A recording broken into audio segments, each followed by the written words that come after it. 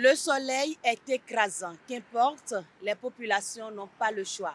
Les citoyens mènent leurs activités sous la canicule. Dans les grandes villes comme Cotonou, la chaleur devient étouffante dès la fin de matinée.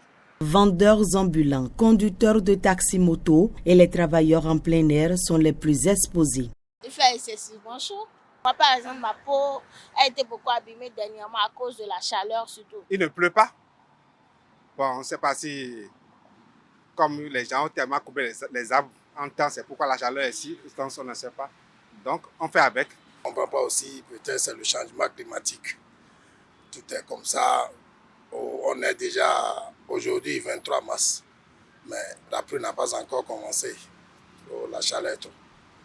Déshydratation, fatigue intense et parfois malaise délicat. Ces fortes chaleurs ne sont pas sans conséquences et rendent le quotidien difficile pour les habitants. Par ailleurs, les vendeurs de jus et autres voient leur chiffre d'affaires augmenter pendant cette période. Voilà, il fait vraiment chaud et beaucoup de personnes ont soif, la majorité.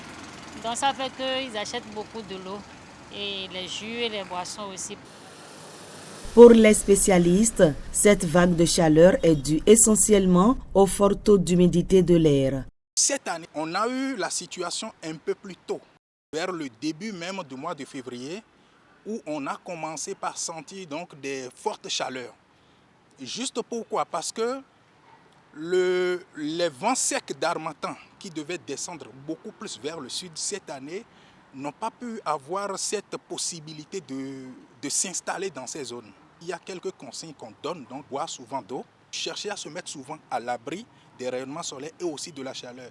Il y a d'autres personnes, par exemple, qui souffrent de certaines maladies, par exemple l'asthme, d'autres maladies qui sont en réalité liées au climat ou aux variations du temps. Et du coup, si ceux-là se connaissent, ils doivent tout faire donc pour essayer de beaucoup plus se ventiler. En attendant une baisse des températures, la vigilance est de mise pour éviter les risques liés à cette vague de chaleur.